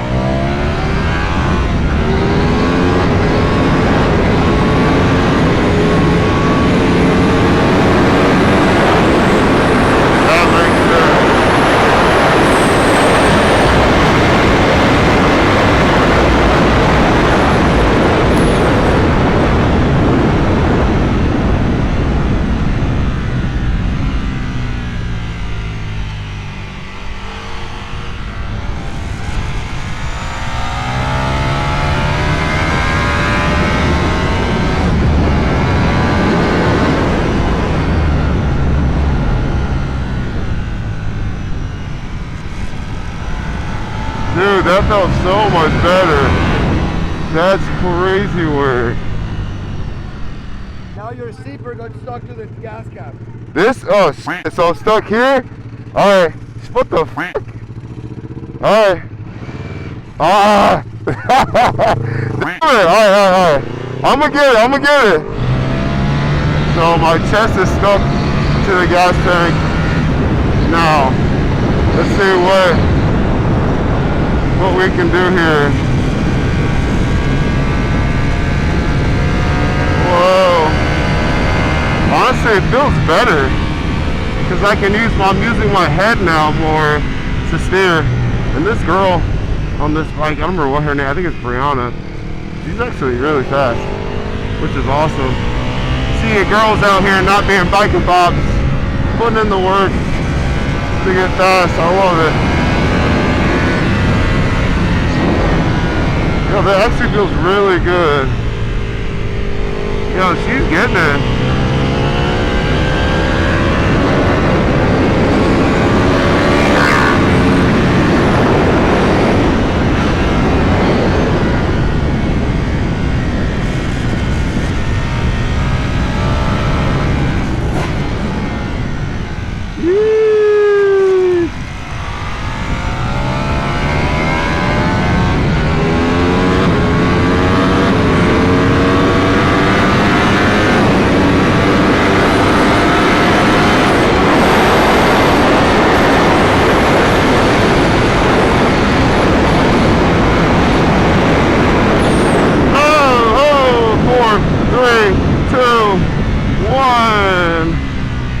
The brakes, and then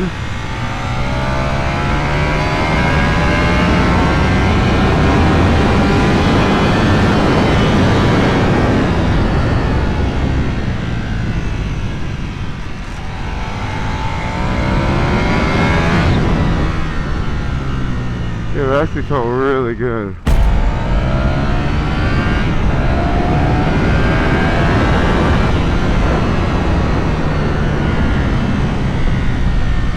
Alright, let's go. Oh, he looks good.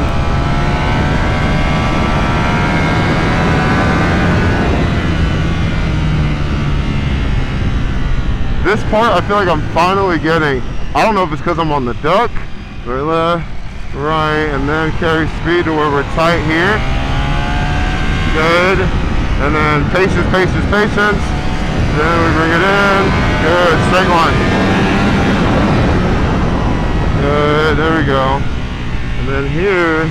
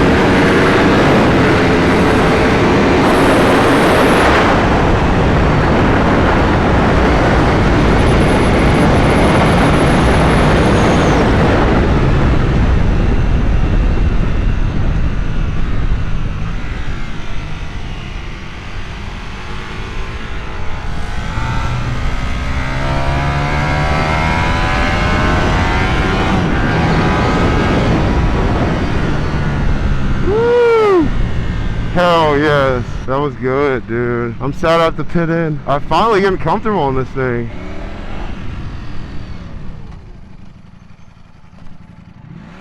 There we go. Damn, I wish I would have done that earlier in the day. I was too close to the fucking tank. Night and day difference. Because street riding, you're so used to being up on the tank like this. I wish I had that breakthrough earlier, but it sounds like we need to do another track day with the boys. So I'm still leaving an insurance policy, which is honestly the most important part to me. So I'm happy with that. Especially on this bike, still breaking it in. The more lean you have, the more risk. Yeah, this thing feels amazing. Don't get me wrong, I love the R1, but this is just different level. And look at the exhaust starting to purple and blue and look all pretty. Oh, I see you, girl. Starting to shine on them. Flexing on them a little bit with that stock exhaust. Quiet exhaust. Yeah, those are graduated. Hit number 2.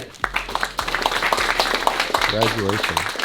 We made it. I think one thing that kind of separates this group is their ability to outfocus other people. They could be talking to you, doing all this stuff, and then they'll remember, hey, I have a shagged front right, or whatever it is. They're able to snap back into that moment. One last little thing, we're trying to elevate our focus muscle each and every time into these daily things.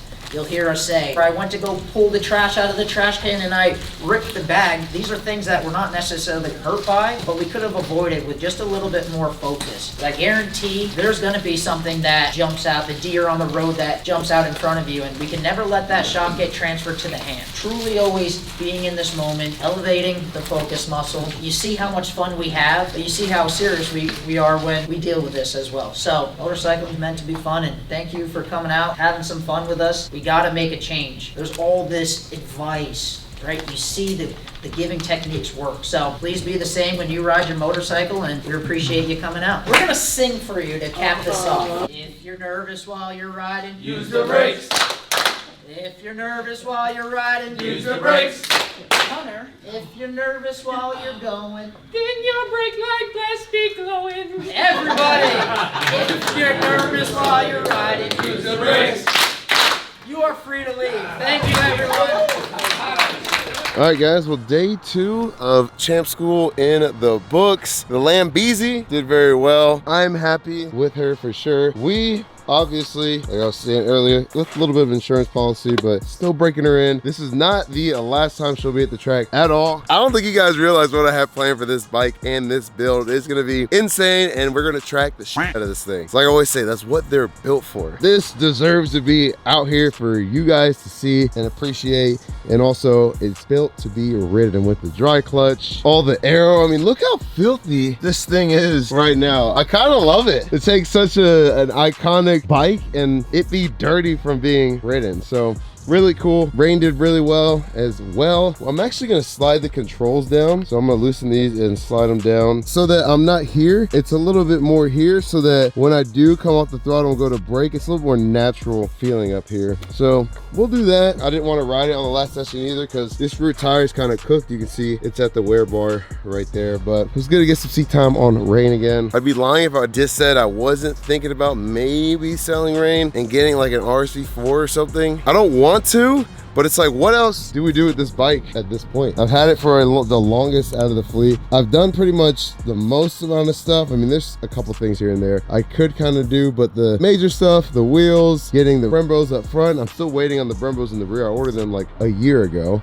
We're still waiting on that. Clip-ons, etc., etc. This bike is fully built out for the most part. I don't know, y'all comment down below. And they said something in there that really resonated with me. It's that motorcycling is not dangerous, it's more so risky. And there's a lot of things you can do to mitigate your risks that people put themselves in spots they really shouldn't put themselves in. Even from all the previous track days that I had done, there's a lot of stuff that I was doing, unnecessary risks that I was taking, which leads to the danger, which leads to you getting hurt at some point when you really start putting pace behind mistakes. Maybe next time we take the Grom out. But seriously, if you have not signed up for a track day, please, please, please sign up for a track day. If you can afford to do Champ School, use my code to help you save some money. And I promise you will not regret coming out here. I definitely 100% will be back. I love doing this at new tracks because it's so in-depth versus you guys have seen some of the track days I've done where you send you out there with no sort of instruction. You don't even get a track map to like look over everything and kind of learn where you're at. And you just got to figure out the lines.